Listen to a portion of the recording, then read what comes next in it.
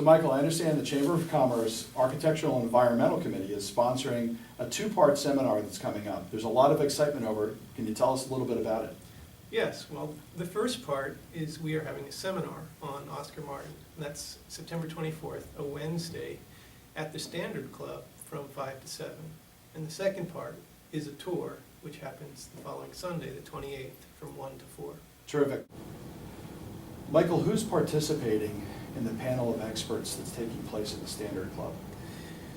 Well, we thought we would try to answer the question of what happened, so history, what's happening now, present, what's the future hold. So we have two historians, Jeff Marshall, Heritage Conservancy, and Jen Jarrett, a local architectural historian. Then we have a homeowner, Gene Brown, has one of the houses that's on the tour. And then for the future, we have a planner, which is Phil Ellinger, who's Doylestown Borough assistant manager, and we have an architect, Ellen Happ, local Doylestown architect.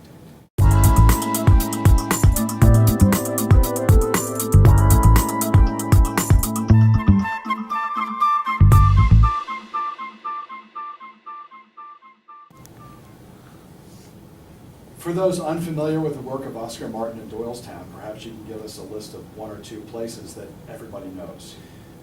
Probably everybody knows the fire hall in Doylestown, which is I think, his most famous building. We're not going to go in there. We're going to go in only houses. But he also has done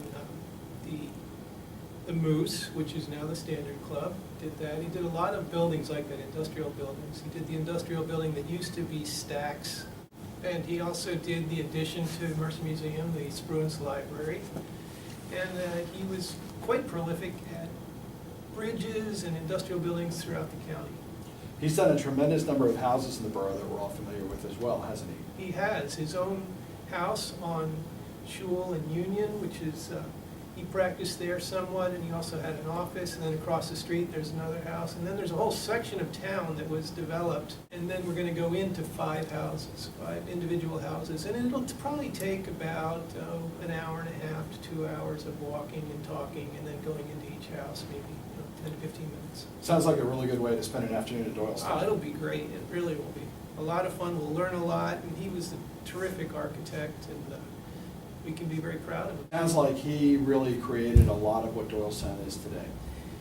He certainly contributed as much, if not more, than anyone else. There are a lot of really good architects from the past, before him and after him. There's almost a continuous lineage of architects who learn from one another in practice, and up until people are familiar with Lynn Taylor most recently, and now Ellen Happ, who used to work for Lynn, so she'll be on the panel.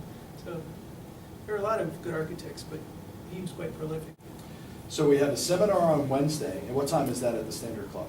That's 5 to 7 at the Standard Club. Is there any charge for that seminar? That's free.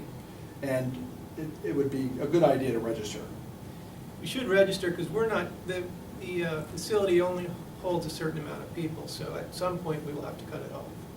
Well, you'll need a ticket for the walking tour, and you'll have to get that either from the chamber or from other venues, which the chamber can tell you, or at some of the sites.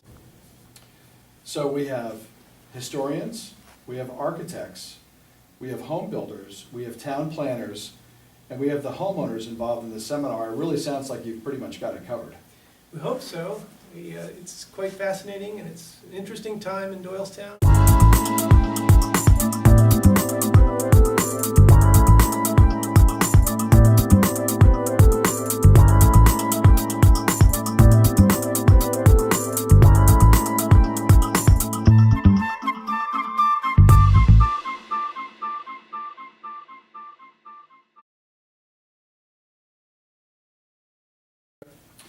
We look forward to seeing you on Wednesday, the 24th, and there'll be information on the screen below as to how you can register for this event.